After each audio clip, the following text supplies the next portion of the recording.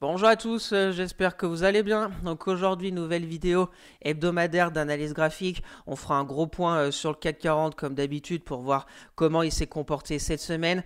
Après, on essaiera de trouver les zones qui pour le moment chaque week-end sont plutôt bien respectées. Mais attention parce que il y a énormément d'incertitudes sur les marchés. On voit que la volatilité est revenue côté États-Unis. Donc prudence, prudence.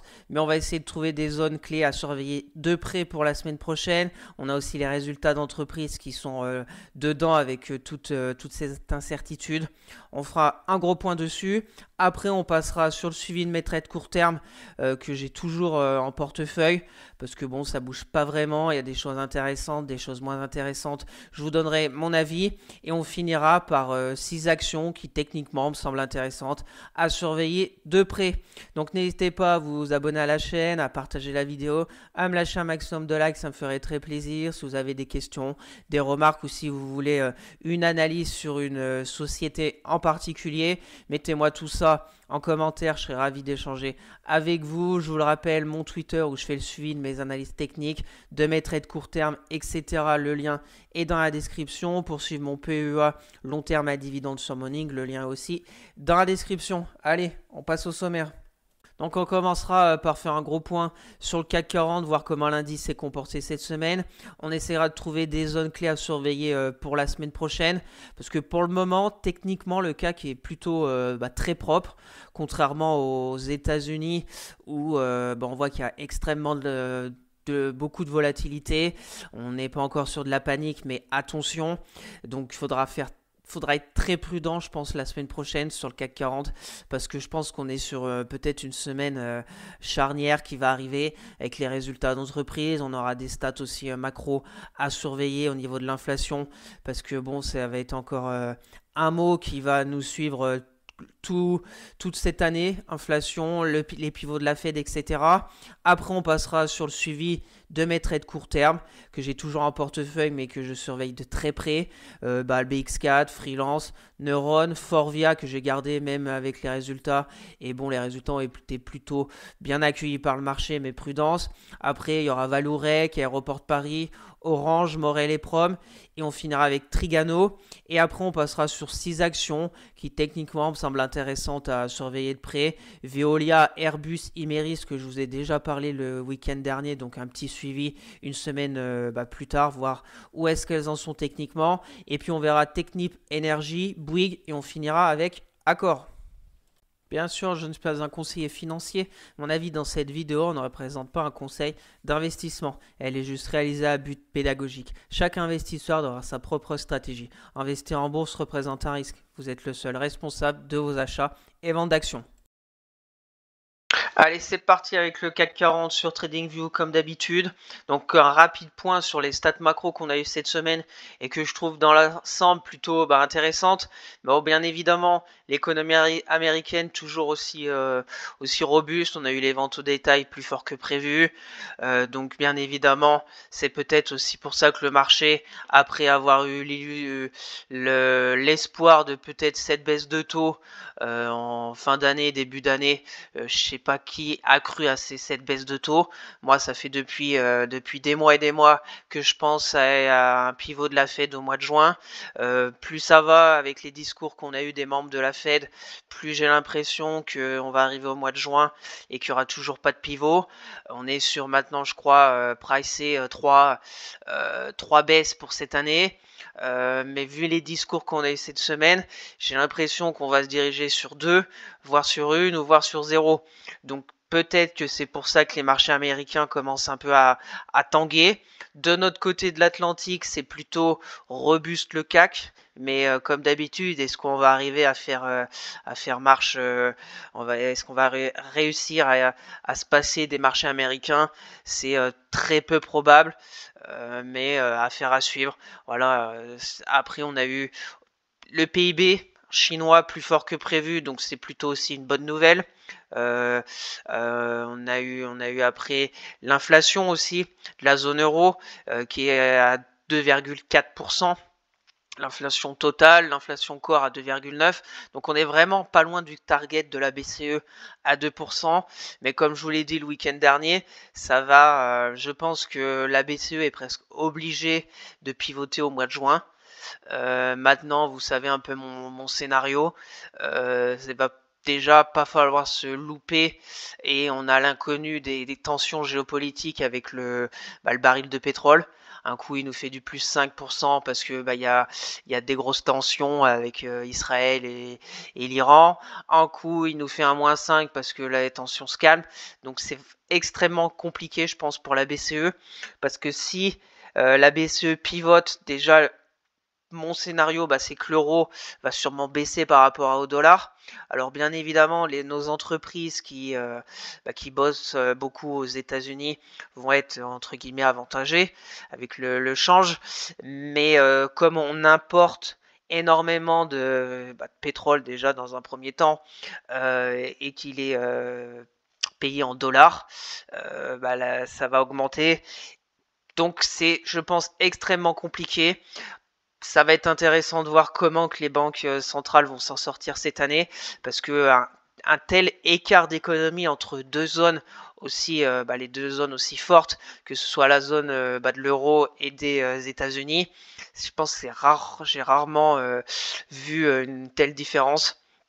Donc, courage, bon courage aux membres de la BCE et aux membres de la Fed pour gérer tout ça. Après, on a eu les inscriptions hebdomadaires, c'est toujours vers les 200 000 nouvelles inscriptions au niveau des États-Unis. Donc, on voit que c'est toujours robuste le marché de l'emploi aux États-Unis.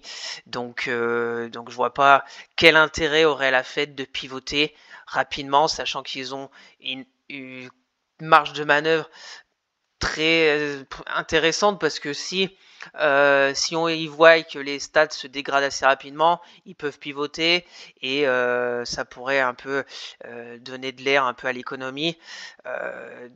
Et si l'économie est très forte, ils restent comme ça et puis ils attendent.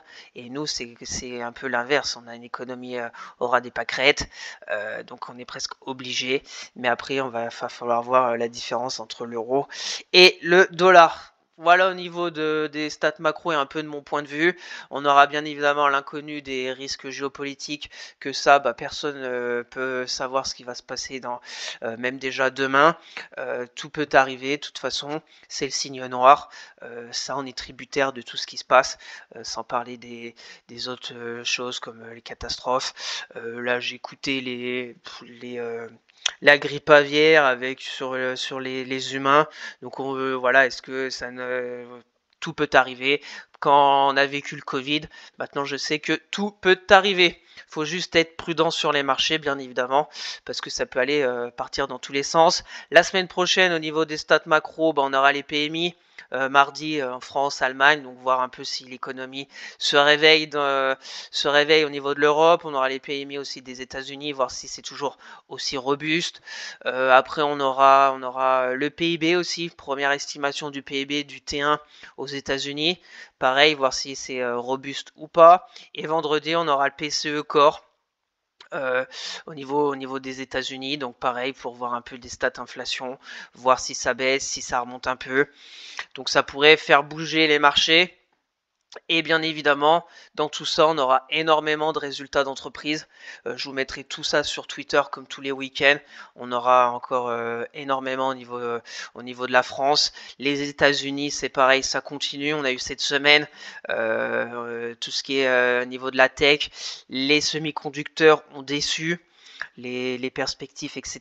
Donc c'est pour ça que le Nasdaq 100, le S&P, etc. commencent un peu à vaciller. Après, c'est comme d'habitude. Est-ce que c'est entre guillemets des excuses pour prendre des bénéfices? Et c'est pour ça que le marché au final respire. Parce que quand on a eu la hausse de certaines sociétés des semi-conducteurs, je pense que c'est légitime. Maintenant, c'est jusqu'où comme d'habitude, à chaque baisse, ça commence par une respiration, après on peut dire une consolidation, mais à tout moment, si ça continue, bah, c'est un retournement de tendance. Et là, c'est une autre histoire. Donc, faut être prudent, faut suivre jour après jour, semaine après semaine, et puis voir après techniquement les zones.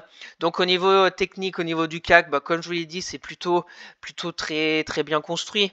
La semaine, bon, pas besoin de vous dire qu'il y a eu il y a eu pas mal de volatilité et d'indécision. Quand on voit la bougie hebdo avec une mèche haute, une mèche basse, on a été au plus haut de la semaine à 8120 et au plus bas à 7923, les zones que j'avais tracées déjà le week-end dernier. Donc maintenant, ben voilà, c'est toute la question, est-ce que la bougie de la semaine prochaine aura une clôture en dessous des 7923. Ça veut dire est-ce qu'on a une bougie rouge et qu'on cassera déjà la moyenne mobile 10 parce qu'on est limite, on est sur le trait, donc c'est toujours positif sur le CAC 40. Est-ce qu'on cassera la moyenne mobile 10? Est-ce qu'on cassera les plus bas de cette semaine? Ça sera intéressant de voir la bougie de la semaine prochaine parce qu'au final la bougie de cette semaine c'est voilà, plus 0,14 sur la semaine dernière, donc c'est statu quo. C'est statu quo, même si quand on va voir les bougies daily, et ben, il y a eu des gaps, etc. C'est de l'indécision, c'est par rapport aux news que le marché s'est fait cette semaine. Il y a au milieu de tout ça les résultats d'entreprise, donc ça peut aussi partir dans tous les sens. Donc voilà, faut être prudent et suivre ses plans. Et puis voilà. Donc voilà, en hebdomadaire, pas grand chose à dire sur le CAC. Bougie d'indécision. Pour le moment, techniquement, c'est toujours très propre. On est dans le petit canal baissier au milieu d'un canal haussier. Est-ce qu'on va faire la même chose qu'on a fait fin d'année dernière? Comme on a vu la hausse, le retracement de 38,2, on est reparti. Est-ce qu'on va faire à peu près la même chose? La hausse, on a eu le retracement à peu près de 38,2, même si on pourrait encore revenir vers le gap et repartir. C'est voilà, on arrive, plus ça va aller, plus on va arriver où va falloir que le CAC repart. Sinon, ben, si on casse les 7813, on sera déjà plus aussi, on sera plutôt neutre sur le CAC 40 et on reviendra sur des niveaux de mi-février. Voilà, rien non plus d'alarmant. Allez, on va aller très très rapidement sur les indices américains. Pour voir déjà la bougie hebdo sur le Nasdaq est vraiment vraiment très moche, presque moins 6%. Ça englobe toutes les semaines, on revient quand même sur des cours qui étaient de mi-janvier, donc on a presque déjà retracé presque toute la progression de cette année 2024, donc ça peut aller très très vite. On dit toujours on monte par l'escalier, on descend par l'ascenseur, c'est exactement ce qui est en train de se passer sur le Nasdaq. On va faire vite fait un calcul. Donc début d'année, on était ici, on est monté, je crois, faire 12% ou ouais, à peu près 11%, et là ça nous reste que 2% sur le Nasdaq 100, donc voilà, on voit le S&P, bon, il y a un peu plus de marge. Après le Dow Jones, je crois qu'il a déjà retracé toute sa progression, ou le Russell, les petites capis, donc attention, c'est comme je vous l'ai dit, est-ce que après cette bougie hebdo vraiment pas belle sur les indices américains, est-ce que le CAC va réussir à faire cavalier seul? Je pense que c'est très compliqué, mais voilà, tout peut arriver, on verra bien, hein. De toute façon, on suit les graphes, on suit ses plans, et puis on ajustera les zones techniques. Donc en daily, on voit beaucoup d'hésitation, un gros gap baissier mardi. Lundi, on a été presque retrouvé, on était pile poil sur la résistance des 8120, sauf que la moyenne mobile 10, la résistance oblique baissière pas clôturée, pas dépassée en clôture jour. Après un gros gap baissier mardi avec les tensions au niveau je crois que c'était avec les tensions au niveau de l'Iran et Israël. Le lendemain, un gap haussier. Donc là, on a une bougie esselée, là, la bougie de mardi.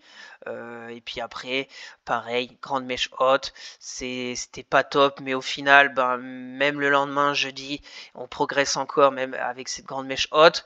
Et puis vendredi, on fait un gap baissier. Ça a payé la journée. Donc c'est vraiment, vraiment, vraiment compliqué. En ce moment, il y a beaucoup de choses, comme je vous l'ai dit, les risques géopolitiques, les banquiers centrales qui savent plus quoi faire, comment faire, l'inflation, le point d'interrogation, et au milieu de tout ça, tous les résultats d'entreprises qui sont, pour le moment, à mon avis, sur les résultats des sociétés françaises qui sont plutôt pas mal. Il y a du bon, il y a du moins bon, mais c'est pas non plus catastrophique. Voilà, on a vu LVMH, c'était pas mal. Après, c'est l'appréciation du marché. L'Oréal, c'était pas mal. Publicis, pas mal. Donc ça va encore continuer. Danone aussi, pas mal. On verra bien la suite. Donc les zones techniques, je ne touche à rien par rapport au week-end dernier. On est dans ce petit canal peut-être de consolidation. Est-ce qu'on va le signal intéressant journalier, ça serait une clôture au-dessus de cette résistance oblique baissière sur le petit canal au-dessus de la moyenne mobile 10. À voir lundi si on arrive ou pas. Après, la résistance, ça sera les 8118. Au niveau des supports, on a ce support du grand canal haussier. Un peu, ça sera à peu près par là, voilà, on va dire les 7923, même si on a un support très très court terme, là, 7978, mais bon, on peut très bien aller à 7923, voire même le haut du gap haussier, qui pour moi, c'est vraiment la dernière limite. Parce que si on commence à aller combler ce gap, après ça sera 7813 et après attention, le consensus va peut-être changer et puis l'euphorie qu'on avait eu un peu il y a quelques jours, quelques semaines maintenant, va peut-être changer et puis après on verra bien où ça va nous mener. Le RSI c'est pareil, il commence à se dégonfler, la moyenne mobile juste au-dessus, et on n'arrive plus à repasser au-dessus de cette moyenne mobile, on est en dessous du 50. Donc voilà au niveau du CAC, les zones. C'est ça, 8120 à la hausse. La dernière zone, ça sera le haut du gap baissier. Et puis rendez-vous le week-end prochain pour refaire un gros point sur le CAC 40. Et puis on verra comment aussi les résultats sont perçus par le marché. Donc le mot d'ordre, c'est prudence et suivez bien évidemment vos plans. Allez, c'est parti avec le suivi de mes trades court terme. Après cette semaine où j'ai rien touché, aucun renforcement, aucune sortie, aucune entrée sur mes trades court terme. Je campe sur mes positions, je reste très vigilant. Et puis comme on a vu avec le CAC qui est un peu sur une ligne de crête, très prudent parce que ça peut aller très vite à la baisse. Après, il faut prendre bien évidemment chaque société les unes par rapport aux autres et les suivre parce que des fois il y en a qui sont un peu décorrélés de l'indice. Donc voilà, mes trades court terme, le BX4, je laisse tranquillement courir. Parce que bon, avec cette indécision, etc. Pour le moment, ma moins-value latente commence un peu à se réduire. On peut mettre une sorte de petit canal. Bon, c'est comme le CAC, de toute façon. Mon PRU à 0, à peu près 0,90 là. Bon, c'est toujours bien évidemment très négatif sur ce BX4. Je suis à moins 16. Bon, j'étais à moins 21 quand il était au plus haut. Donc, je laisse courir. Est-ce que en reprendre? J'hésite vraiment, mais bon, plus ça va aller, plus si j'en reprends, plus le pourcentage de mon BX4 dans mon portefeuille sera gros. Donc, je pense pas que ça soit pour ma part la meilleure stratégie. Comme je vous le dis, je vais essayer de sortir avec le moins de dégâts possible. Si bien évidemment on a une vraie baisse et que ça commence à tout partir à la baisse, pourquoi pas en reprendre pour peut-être sortir à 0,82, j'en sais rien. Pour les personnes intéressées pour jouer un short sur le CAC, voilà, après personne ne sait ce qui va se passer. On a des signaux techniques qui sont plutôt négatifs, mais voilà, tout peut arriver à résultat d'entreprise. Si la BCE pivote, peut-être que le CAC ça va plaire et on va repartir. J'ai un doute, mais bon, on verra bien. Après, comme stratégie, bah, c'est suivre ce canal haussier, prendre position, mettre un stop prendre position si le CAC continue à baisser et que le BX4 continue à monter, sur la mèche basse peut-être de la mèche du 15 avril, là du lundi, ça fait un risque-récompense de à peu près 5% pour le risque, aller chercher la prochaine zone d'à peu près 6%, ça fait un 24, bon c'est pas énorme, mais après bien évidemment on peut accompagner, et puis on peut sortir avant d'arriver à 5%, c'est assez compliqué je pense, parce que comme on a vu on est revenu aussi sur un support oblique qui pour le moment tient. On est entre deux, voilà, on est sur la ligne de crête. On a plein d'infos au niveau des banques centrales. On a les risques géopolitiques, on a les résultats d'entreprise. Donc c'est beaucoup d'indécision sur le CAC 40. On continue. Freelance, elle a fait son retard. Je suis content parce que je suis retourné dans un territoire positif. Je vous rappelle 2 février position. J'ai réussi à tenir jusqu'à cette zone des 3,22 qui commençait à faire beaucoup. J'ai beaucoup hésité, ça faisait une perte quand même de 14%. C'est pas rien. Et puis là, on a fait le retour inverse. Donc positif, la bougie de mercredi est plutôt très belle, plus 6%. On est revenu à proximité de cette moyenne mobile 200 journalière aussi qu'on n'avait pas vu depuis qu'on l'a cassé en mars 2023. Donc ça fait plus d'un an. On était revenu vers juin 2023 et ça a baissé. Donc là, il faut être prudent parce qu'on peut très bien faire la même chose. Il y a les résultats lundi. Donc on va voir lundi ce qui va se passer sur le titre. Je ne sais pas si c'est lundi avant ouverture de marché ou si c'est après, mais je vais être très attentif sur Freelance. On n'est pas loin, mon objectif numéro 1 tout au départ, bah, c'était vers les 4,01€, le gap au 4,20. Donc j'accompagne, j'ai limité la case, donc c'est plutôt positif. Ce qui serait positif, c'est de sortir en gain. Est-ce que j'aurais dû sortir vendredi? On verra lundi comment ça va se passer. C'est positif, on a les moyennes mobiles 10, 20, 50, mais on a la 200 qui est juste sur notre tête. Donc voilà, pour les personnes intéressées, bien évidemment, attendez lundi avec les résultats. Et puis moi, je vais voir jusqu'où ce trade va m'emmener.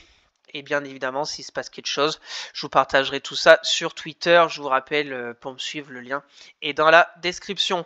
Allez, on continue rapidement avec Neuron. Neuron, c'est plutôt aussi une semaine positive, hein, pas mal, hein, même si on a vu que le CAC a fait du surplace. Neuron, on a toujours cette résistance oblique qui est au-dessus.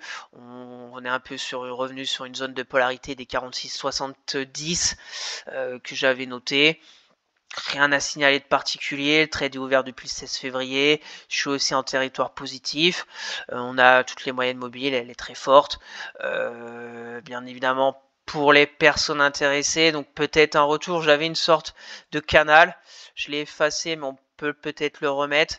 Là on avait peut-être fait un petit excès baissier qui a été rattrapé 2 jours plus tard avec cette belle bougie de plus 4, donc un retour potentiellement vers les 45€ sur Neuron pourrait peut-être après relancer encore la dynamique haussière dans ce canal haussier qui est plutôt aussi techniquement intéressant. Rien à signaler au niveau du RSI qui est toujours au-dessus du 50. Les résultats sont le 15 mai, on a encore un peu le temps. Donc voilà, je laisse courir. Potentiellement, on est sur une zone de polarité, mais est-ce que c'est le moment d'acheter? On est très près de la résistance oblique qui pour le moment joue très bien son rôle. Le support est plutôt par ici, là, le bas, donc ça fait pas un ratio risque-récompense, je pense assez intéressant, mais à observer pour les personnes qui s'intéressent à cette société qui est quand même très haussière et qui pour moi est plutôt aussi intéressante. On continue avec Forvia. Forvia, j'ai gardé pour les résultats. Est-ce que j'ai bien fait? Ça a fait une bougie de plus 7,94. Donc les résultats ont été plutôt appréciés par le marché. Maintenant, on a eu une petite baisse vendredi, là, à moins 2,60. Rien d'alarmant. J'ai deux petits canaux. J'ai une sorte de petit canal haussier qui a commencé en février. Et là, on est sur un petit canal baissier. On voit mieux, surtout en 4 heures. Le petit canal, voilà, on voit ce petit canal baissier. On voit, on est revenu. Donc je laisse courir, pareil. Je suis attentif parce que ça peut aller un peu dans tous les sens. On est revenu à mon PRU. Donc je suis attentif. On a un petit gap haussier là des résultats, on va le mettre. Voilà, on va voir si ce gap est comblé par exemple lundi, ça sera de mauvais augure. Parce que quand on a un gap comme ça avec une bougie de plus 8%, quand il est comblé dans les 2 jours qui suivent, ça veut dire que tous ceux qui ont payé Forvia avec les résultats vont revenir soit flat s'ils ont pris mercredi ou direct, soit ils vont déjà être en perte 2 jours plus tard après une hausse de 8%. Donc c'est souvent qu'après ça peut accélérer à la baisse pour essayer de sortir avec le moins de dégâts possible. Les moyennes mobiles sont toutes un peu entremêlées. Donc voilà au niveau de Forvia, est-ce que c'est le moment pour rentrer? Faut voir lundi, c'est ce gap. Ce qui peut être intéressant, c'est si comme scénario, on arrive vers ce gap, on casse la résistance oblique baissière, on se met un peu sous forme de range avec baisse de la volatilité. Et puis là, ce qui serait intéressant, c'est de prendre position par ici. Le stop au niveau du gap, soit à peu près 5%. Aller chercher les plus hauts, soit à peu près 6-7. Ça nous fait déjà un risque-récompense qui est plutôt correct, 1,5, et bien évidemment plus si affinité si on continue et qu'on va chercher la grosse moyenne mobile 200, voire la grosse résistance oblique baissière aussi, parce que je vous rappelle, on est un peu sur un sorte de canal baissier moyen terme sur Forvia. Donc j'aimerais, ce que j'aimerais, c'est qu'on arrive vers les 16 € tranquillement sur Forvia, et puis après on verra ce qui va se passer sur le titre. Allez, on continue. Vallourec. Bon, Vallourec, elle est en respiration. Voilà, on est sur une petite respiration bien légitime après cette grosse hausse.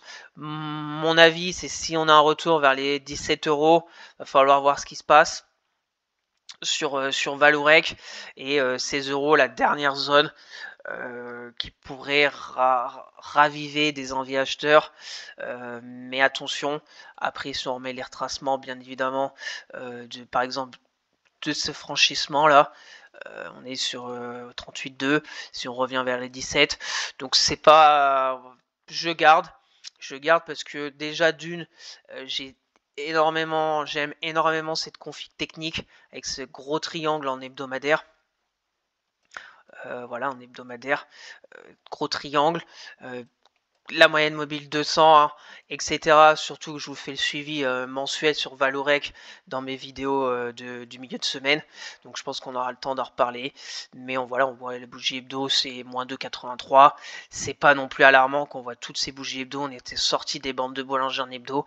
Donc revenir vers les 16 €, là, cette zone que j'avais mis d'intérêt, me paraît pas non plus déconnant. Surtout que pour le moment, la consolidation est plutôt bien orchestrée sur le titre sous forme d'un petit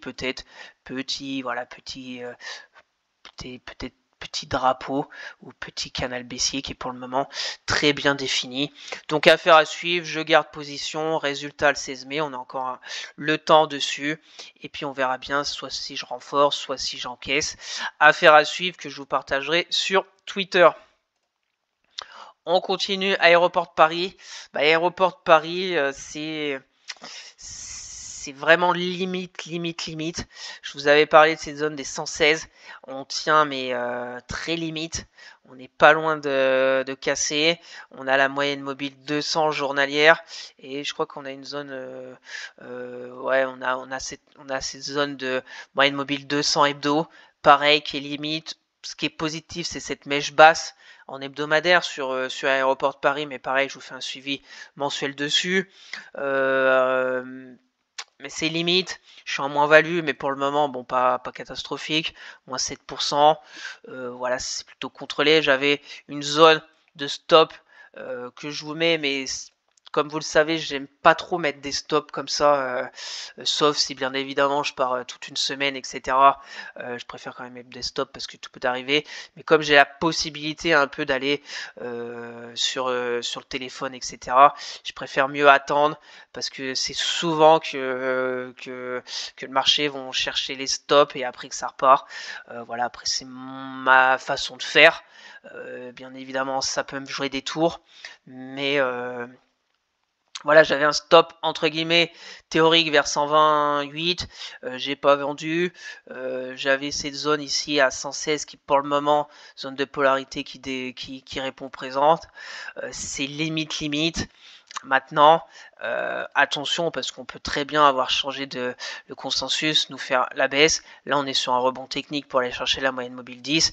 Et puis après, les 116, 70 casse. Et puis on continue. Donc je vais être très vigilant la semaine prochaine sur Aéroport de Paris. Parce que attention, surtout vendredi, résultat.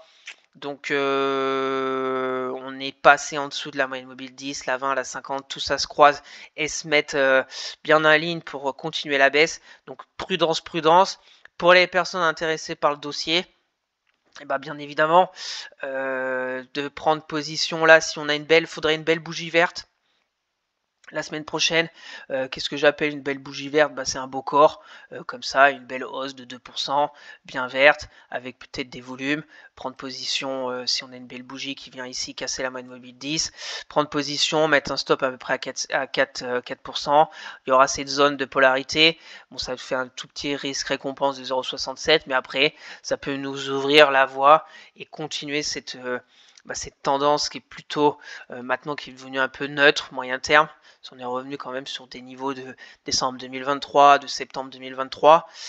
Donc la question c'est stop ou stop de la petite baisse qu'on a eue avec des bougies vraiment pas belles. La semaine, il y a pas cette semaine, mais la semaine dernière, ou encore sur une baisse pour aller plus bas. Et puis après, je pense qu'il va falloir sortir si on continue et puis suivre après les zones techniques pour re-rentrer si le consensus et les résultats sont plutôt bons vendredi. Allez, on enchaîne avec Orange. Bon, Orange, je suis plutôt content parce que bon, Orange est un peu entre guillemets contre-courant au niveau de l'indice. Comme je vous le répète tout le temps, quand c'est pour moi une valeur un peu défensive, quand le CAC monte et que les valeurs, on va dire, de la tech sont recherchées, Orange est un peu délaissé. Et quand la volatilité revient, que les risques géopolitiques, d'avoir un peu d'Orange font portefeuille, gros dividendes, les flux arrivent dessus. C'est ce qui s'est passé cette semaine. Donc on avait cette zone là des 10,30 €, qui est très belle zone aussi de support, qui était vraiment pour moi aussi presque la dernière limite. J'ai cru vraiment que j'allais lâcher là le mardi. Heureusement que mardi c'est une belle bougie avec une mèche basse, belle bougie qui clôture au plus haut du jour. Et après ça a enchaîné. Maintenant on est de retour vers les 10,91. Donc est-ce qu'on va faire la même chose que ça? Est-ce qu'on va faire ça et ça? Peut-être ça peut être sous forme de range là, court terme, ou sinon on peut casser. Et pour moi mon objectif c'est 11,31 sur Orange. On peut faire ça. Bon, on peut casser par exemple et un peu respirer et puis aller chercher 11,31 qui sera déjà pas mal au niveau d'Orange parce que grosse zone de résistance sur le titre. Pareil pour les personnes intéressées. Tout dépend de votre horizon aussi d'investissement. Si vous voulez un peu du Orange cette année parce que vous vous dites beaucoup d'incertitudes, les banques, il y aura un dividende généreux qui fait toujours plaisir de récupérer un peu de cash, même si bien évidemment le dividende, comme je vous le rappelle, c'est un détachement, donc le prix va baisser. Est-ce que après le prix va reprendre la hausse pour combler entre guillemets le gap du dividende, et ça sera positif parce que vous aurez je sais pas combien est le pourcentage du dividende d'Orange, mais voilà, 0,42 ça fait un bon pourcentage. Voilà, tout dépend de votre stratégie, tout dépend de votre profil. Et puis voilà, après Orange, voilà, c'est pas une valeur de croissance. Ça fait des années qui quand même est mieux qu'il y a dans le passé, on va dire il y a 3 ans, 4 ans, même quand on était sur cette énorme baisse. On va dire depuis le Covid. Depuis le Covid, c'est pas mal. Bon, c'est pas foufou, mais bon, depuis le Covid, on monte à 11,78, après on baisse vers les 10. Voilà, avec le dividende, tout dépend, comme je vous dis, votre profil d'investisseur. Si vous vous dites, ça va être chaud cette année, prendre du orange, laisser fort portefeuille, je vois pas vraiment de risque énorme. Contrairement à d'autres actions, bien évidemment, tout peut arriver, il peut nous faire un moins 50%, mais même si on va chercher les 9, voilà, ça fait, si on va à 9 euros, ça fait 20, ça fait combien de pourcents? Ça fait à peu près 20%, même moins de 20%. Donc 20% sur Orange, c'est énorme. Mais si avec un money management, etc., c'est pas énorme, contrairement à d'autres actions. Par exemple, Forvia, 20%, ça va très vite, contrairement à Orange. Donc voilà, maintenant, on arrive sur une zone de résistance. Donc pour du court terme, j'attendrai peut-être une respiration. Et puis on verra bien. Pour le moment, c'est positif pour ma part, parce qu'on est repassé au niveau de au-dessus de mon PRU à 10,70. Je laisse tranquille Orange, j'accompagne. En plus, j'ai deux positions dessus. J'avais pris le 11 mars et le 19 mars sur franchissement de cette résistance et le passage au-dessus de la moyenne mobile 10. Donc je suis plutôt pas mal au niveau d'Orange et affaire à suivre, bien évidemment, dans la semaine prochaine. Allez, on continue. Morel et Prom. Morel et Prom, c'est un peu comme Valourec, elle consolide après cette belle hausse. Maintenant, attention, j'ai une zone. Cette zone, je vais l'enlever. J'ai une zone ici, là, vers 6 euros, qui est vraiment. Je pense que je vais mettre cette zone. Si la semaine prochaine, on a une bougie clôture daily en dessous de cette mèche basse de vendredi, je pense que je prendrai peut-être mes gains. Voilà, mes gains, ça ferait à peu près du 8%. C'est pas négligeable par les temps qui courent. Bien évidemment, tout en haut, j'étais à 20%. Mais attention. Attention, il y a eu les résultats qui sont déjà tombés, donc c'est pas mal. Le pétrole, on ne sait pas trop. Voilà, il y a beaucoup d'incertitudes. Donc c'est toujours bien aussi d'encaisser, faire sonner le tiroir caisse. Et puis après, si ça repart, pourquoi pas aussi en reprendre. Mon objectif, c'est vers les 7 euros là, les plus hauts de novembre 2023. Je pense qu'elle peut y arriver, mais j'aimerais pas me faire entre guillemets avoir. Ça veut dire une baisse, une chute et un retour, on va dire, au point de départ ici. Voilà, ça serait dommage. Après, bien évidemment, elle peut retourner à 7 euros, mais ça serait dommage de ne pas encaisser quand même un peu des plus-values, surtout, comme je vous l'ai dit, par les temps qui courent. Donc c'est pareil, Morel et Prom, là, par contre, pour les personnes intéressées qui veulent se positionner un peu sur les énergies, sur le pétrole, etc., on est pour moi sur une zone potentiellement intéressante sur ce ligne de clôture. Voilà, on est monté presque en ligne droite, je sais pas, en hebdomadaire. Voilà, en hebdomadaire, on voit les bougies hebdo. Hein. La bougie plus 9, plus 6, et là on fait un contre-pied de la semaine dernière. Pour moi, il n'y a rien vraiment d'alarmant, mais on est revenu sur une zone de polarité qu'il va falloir payer, il va falloir que les acheteurs se représentent. Déjà la mèche basse de vendredi, bon c'est pas non plus foufou, mais c'est déjà pas mal, on est revenu sur la moyenne mobile 20, donc c'est pareil, rien ne vous empêche de tenter un achat par exemple sur les plus hauts de vendredi, un stop voilà, à peu près à 5%, et puis peut-être aller chercher là-haut, soit un risque récompense de 2,52, et pour moi, une stratégie sur Morel et Prom, je pense tout à fait recevable. On est revenu maintenant sur un support. Je pense que c'est plus intéressant de prendre position ici que quand on était par exemple lundi, parce qu'on a déjà fait une petite baisse qui est pour moi légitime après cette belle hausse. Affaire à suivre, curieux de voir lundi et les jours à venir sur Morel et Prom. Je suis en train de voir, non, on n'aurait pas une tête épaule, ouais, non, trop limite, l'épaule de gauche est vraiment trop petite. Ouais, comme ça, mais bon, l'épaule gauche est vraiment trop petite. Bon, c'est pas trop une épaule, mais bon, faut être prudent. La limite, c'est à peu près 6 euros la mèche basse pour moi de vendredi sur Morel et Prom. Allez, on va finir maintenant avec Trigano. Trigano, c'est pas joli. C'est pas joli sur Trigano, parce que bon, déjà le gap là, plus ça va, plus il réduit. Ah non, on n'a pas comblé ce gap. On est vraiment en train de le combler, ce gap haussier. Donc c'est pas de bon augure parce que quand on a un gap de plus 10%, après on n'y revient pas, comme je vous l'ai dit, quand on a un gap comme ça de plus 10 et qu'on y revient 2 jours après, c'est pas de bon augure du tout. Là on y revient, bon c'est pas non plus 2 mois après, mais c'est 2 semaines après. Donc il faut une réaction sur Trigano. Je laisse tranquille Trigano parce que fondamentalement j'aime bien. Techniquement, voilà, est-ce qu'on n'est pas sorti un peu trop rapidement de ce canal haussier et qu'on va revenir pour repartir?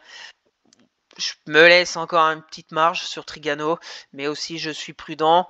Mon PRU à 160, je suis à peu près à 6,7, je me laisse un peu ce gap, peut-être complément du gap et repartir sur un pullback, un peu cette résistance qui était avant résistance oblique là, baissière qu'on a franchi avec un beau gap haussier. On verra bien, le RSI est vraiment pas beau s'il pointe du nez, on est en dessous du 50. Les moyennes mobiles, la 10, la 20, il nous reste la 50 qui est limite. Voilà, on voit des fois elle passe en dessous. Peut-être qu'on a été trop vite et qu'il va falloir chercher du soutien. Mais voilà, je suis pas très confiant court terme sur Trigano parce que avec les petites entreprises, ce qui peine depuis un long moment quand on voit le CAC Small, etc. Prudence. Pareil, là on est revenu un peu sur une zone horizontale, voilà, peu de polarité sur Trigano. On voit là, toutes c'était résistance, donc là maintenant ça devient un peu support. On est sur une zone, c'est pareil, on est sur une zone, on a peut-être une petite support oblique aussi ici. Voilà, bon, après bon c'est pas top parce que bon on est repassé au-dessus là de ce sorte de biseau, etc. Bon, on verra bien la suite. Je la fais suivre sur Twitter. De toute façon, lundi 6 mai, il y aura les résultats. J'attends une réaction assez rapide ou au moins une stabilisation qui pourrait être intéressant sur Trigano, qui est un titre pour moi plutôt fondamentalement aussi intéressant. Donc voilà le point complet sur tous mes trades court terme qui dans l'ensemble, je pense, sont pas si mal que ça. Faut être prudent. On a du bon, du moins bon, et soyez aussi prudent si vous avez des positions plutôt court terme, parce que beaucoup d'indécisions sur les indices. Et on va finir avec 6 actions qui techniquement me semblent intéressantes à surveiller de près. On va revenir sur Veolia que je vous ai présenté le week-end dernier, avec cette zone que je vous avais parlé de support des 28-25 qui a été enfoncée le mardi avec un gap baissier. On était après revenu sur une deuxième zone un peu plus basse, les 27,70, qui a répondu présente. On est sur une sorte de un peu une île de retournement parce qu'on a deux bougies essolées entre un gap baissier et un gap haussier, comme on avait eu ici, mais à l'inverse. Après, on était reparti à la baisse. Là, on avait un gap haussier. Après un gap de bougies, un gap baissier, et on est parti à la baisse. Là, on est un peu à l'inverse. Donc maintenant, à voir si on retourne vers les 30-39 ou pas. Ça bataille fort. Plutôt encourageant ces bougies jeudi, vendredi sur Veolia. Voilà, Veolia, c'est pareil, c'est force tranquille. C'est force tranquille. C'est pas beaucoup de volatilité. Si on regarde ici, ça fait à peu près 5 de stop pour aller chercher 5. Les 30-39, ça fait un ratio d'à peu près 1. Par les temps qui courent, il y a le dividende qui arrive le 8 mai, les résultats sont le 14 mai. Il y a encore un peu le temps. On est revenu très rapidement au-dessus de cette moyenne mobile 200. C'est plutôt positif, très court terme, depuis 2 jours sur Veolia. À voir lundi comment ça se passe sur le titre. On fait une clôture au-dessus de la moyenne mobile 10 aussi, qui est intéressante. Parce que bon, depuis qu'on a eu cette grosse bougie, moins 3%, et demi à peu près, le 5 avril, on était toujours en dessous. Donc, qu'est-ce qu'on a fait? Un genre d'excès baissier sur Veolia et reprise directe de retour dans ce range. Affaire à suivre. Je vais la faire suivre encore toute cette semaine en hebdomadaire. On va voir rapidement. Voilà, cette bougie mèche basse, c'est encourageante. En données hebdomadaires, on sauve la moyenne mobile 50 sur Veolia. Le RSI c'est pareil, on est limite 50. Donc on pourrait repartir sur Veolia, affaire à suivre. Je vais la suivre lundi pour voir comment elle se comporte. On continue, Airbus pareil, présenté le week-end dernier. Bon, il y a eu le détachement du dividende, donc c'est pour ça qu'il y a eu le gap. Donc c'est pas un gap baissier, mais un gap de dividende. Et pour le moment, c'est statu quo. J'aime bien un peu cette moyenne mobile 50 qui joue bien son rôle de support dynamique depuis un long moment, depuis novembre. J'aime bien la zone de polarité des 159. Qui pour le moment tient. Voilà, on est à la limite. Attention, jeudi résultat. Donc attention. Attention comme d'habitude. On est sur zone. Maintenant, pour être prudent, peut-être attendre les résultats jeudi. Et puis voir comment ça se comporte. Mais on est pile poil sur une zone. La zone des 150 est aussi très intéressante. Je pense si on revient chercher un peu ici. On reviendra un peu sur cette moyenne mobile 200 journalière. Mais bon, je vous la montre parce que je vais la suivre. Et puis, je suis curieux de voir un peu les résultats, les perspectives du groupe pour jeudi et comment le marché va réagir. Parce que bon, Airbus, elle a très bien progressé ces derniers mois. Donc curieux, on est revenu sur on a cassé des plus hauts de 2020 où on a mis énormément de temps à revenir sur les plus hauts d'avant Covid. On est revenu en septembre 2023 et techniquement en hebdo elle est plutôt intéressante. Donc curieux de voir la suite. On est sur une zone intéressante de polarité. Maintenant il y a le résultat jeudi. Donc prudence. Et je vais bien évidemment tout vous faire suivre sur Twitter. On continue, Imerys, bah pareil, Imerys elle fait de la résistance et j'aime bien ce range, mais résultat mardi 30, donc ça va être bientôt là, ça nous reste une semaine quoi, donc attention, voilà c'est très propre ces bougies de cette semaine, elle n'a pas bougé, je vous en ai parlé ici. Ici, c'est pareil, on a une sorte de gap haussier. On a un gap haussier vendredi. On a la bougie de lundi, statu quo. Mardi, gap baissier. Donc c'est bien évidemment pas de bon augure quand c'est dans ce sens. Mais on a une stabilisation le reste de la semaine, mercredi, jeudi, vendredi. Et on tient les 29,10. On tient la moyenne mobile 10. Pardon, la moyenne mobile 200. Donc le range est toujours d'actualité. Et là, c'est pareil comme stratégie. C'est par exemple clôture au-dessus de toutes ces bougies, soit aller à 30 euros. Allez, 30 euros. 30 euros, stop, on va dire, pour les plus agressifs. En dessous des matchs de cette semaine, là, toutes les trois bougies de mercredi, jeudi, vendredi, soit un stop à 3,50 pour aller chercher les 31,72, voire les plus hauts ici, voilà, ça fait un ratio de 2, tout à fait recevable pour la laisser plus respirer, si vous voulez sur du moyen terme, avec peut-être le redémarrage de la Chine, etc., comme on avait avec le PIB, il y a le gap baissier, stop plus large, je peux aller chercher après plus haut, voilà, j'en sais rien. Je vais la suivre parce qu'elle m'intéresse dans ce domaine là des matériaux, construction, minéraux, etc. Emeris à suivre. Le RSI pas top parce que on est neutre. De toute façon sur le cours on est neutre. On est sous forme de range. Donc affaire à suivre sur Emeris pour la semaine prochaine. Et on va passer à Technip Energy. Technip Energy, on est retour sur une zone intéressante, les 22-22 là. Qui me semble intéressant, surtout quand on voit la config, la belle hausse qui s'est commencée en mi-février. On est l'impulsion, la correction, la deuxième impulsion. Là, on est en train de faire la deuxième la consolidation. Donc, est-ce qu'on va faire la troisième jambe de hausse sur Technip? Affaire à suivre. La congestion est plutôt intéressante sur Technip Energy. Voilà, on pourrait peut-être avoir un double creux. On se met en ligne de clôture. Donc c'est plutôt intéressant. Surtout que pour moi, c'est les 22-22, là, la mèche ici. On prend position, par exemple, si on recasse la moyenne mobile 10, soit 23-20, un stop par ici à 5%, et on est allé chercher les plus hauts récents, les 24-40, soit 5%, et après on sera sur des records historiques absolus sur Technip. Donc voilà, ça fait un ratio de 1. On peut après bien évidemment prendre maintenant position lundi, et puis on n'aura pas une confirmation vraiment de la hausse parce qu'on voit toutes ces mèches hautes quand même.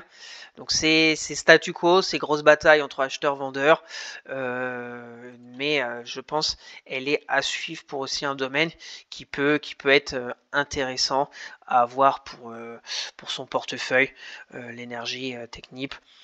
Je la suis, je l'aimais bien parce que la hausse était plutôt, et toujours d'actualité, plutôt forte. On a des zones techniques aussi intéressantes. Donc à voir. Point négatif, on est en dessous de la moyenne mobile 20, en dessous de la 10, on a encore la 50, la 200, et on est sur un statu quo sous forme de range. Si on se met en 4 heures, voilà, si on se met en 4 heures, comme je l'ai dit, on va peut-être avoir une sorte de double creux là, double creux comme ça en daily. Ça peut être intéressant sur Technip. Affaire à suivre, on est toujours dans la congestion, donc c'est toujours positif de regarder une action qui est toujours en construction, sous forme latérale, un peu de range congestion, avec beaucoup d'hésitation. Donc on est prudent, mais on observe. Bouygues, Bouygues, on est retourné sur zone, 36 €, zone de polarité. On voit très bien, c'était résistance, on a cassé, on a fait un pullback. Là, on est de retour, on a fait un tout petit passage en dessous, on a la moyenne mobile 50. Donc on est sur zone, c'est pareil, on fait une congestion un peu. Si on se met en 4 heures, voilà, on voit un 4 heures intéressant, la moyenne mobile 200 aussi. On peut tracer une sorte de peut-être triangle.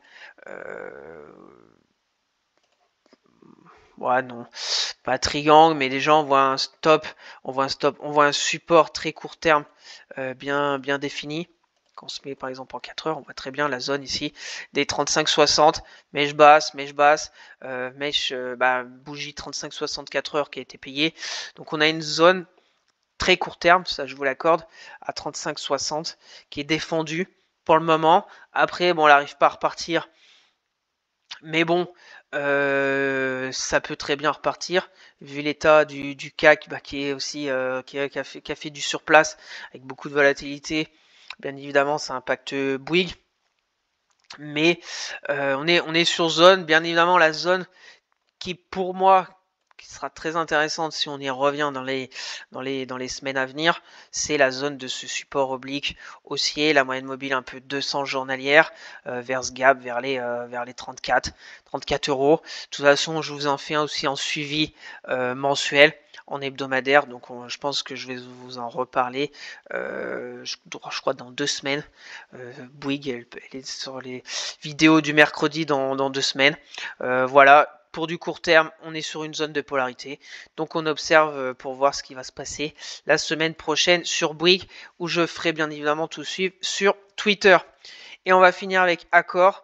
Pareil, elle est en consolidation. Ce que j'aime bien sur Accor, bon, j'avais une sorte de canal haussier qui est où avec beaucoup de vigueur, elle est sortie par le haut. Elle est sortie par le haut, maintenant on consolide, on est de retour sur le gap haussier ouvert le 22 février. Sur 22 février, sur les résultats, je crois, c'est les résultats. Donc maintenant, faut repartir. La mèche basse de vendredi est plutôt intéressante, mais bon, c'est pas non plus la folie. Ce qui est intéressant sur Accor, c'est pareil, on a un stop très bien défini.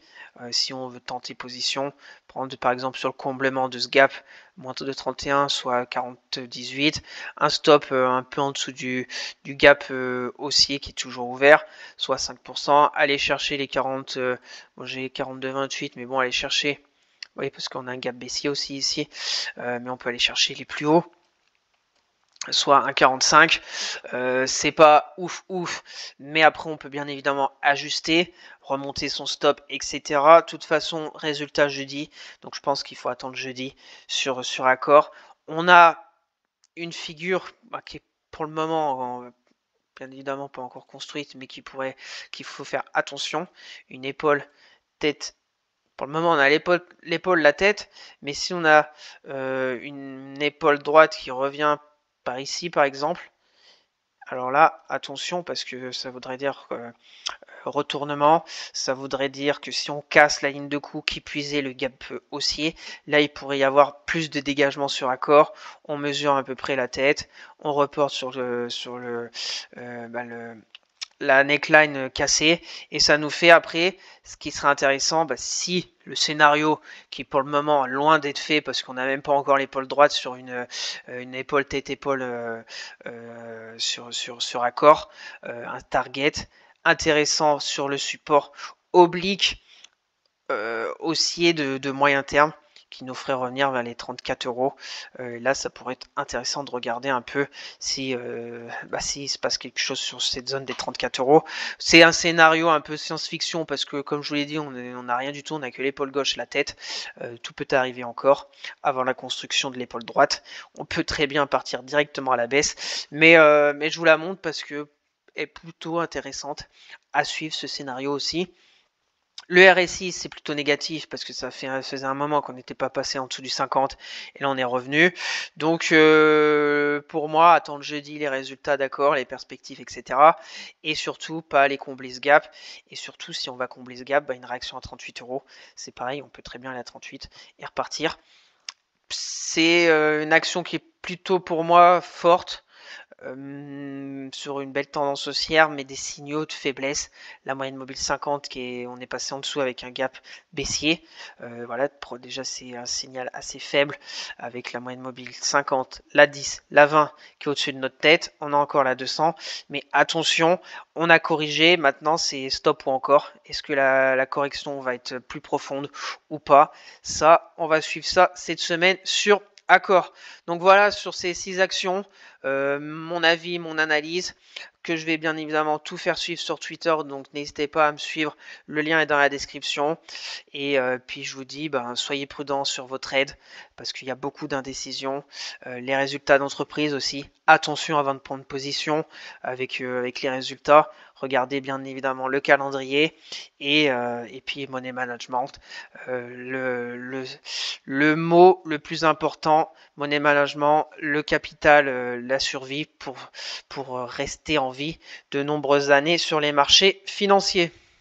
Donc merci à tous d'avoir suivi cette vidéo, j'espère que ça vous plaît, que chaque week-end je vous fasse un point sur le CAC 40, mon ressenti au niveau des économies, que ce soit la zone euro ou les États-Unis avec les stats macro, le suivi bien évidemment en toute transparence de mes trades court terme pour voir comment ils évoluent dans le temps, et puis vous faire découvrir, vous donner des idées avec quelques actions qui techniquement me semblent intéressantes à surveiller de près. Donc n'hésitez pas à vous abonner à la chaîne, à partager la vidéo, à me lâcher un maximum de likes, ça me ferait très plaisir. Si vous avez des questions, des remarques, ou si vous voulez une analyse d'une société, mettez-moi tout ça en commentaire, je serai ravi d'échanger avec vous.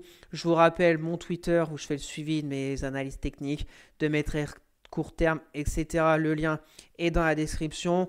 Pour suivre mon PE à long terme à dividende sur Morning, le lien est aussi dans la description. Sur ce, je vous souhaite un excellent week-end et on se retrouvera mercredi pour une nouvelle vidéo sur la revue technique avec les 20 actions que je vous fais le suivi mensuel. Allez, bye!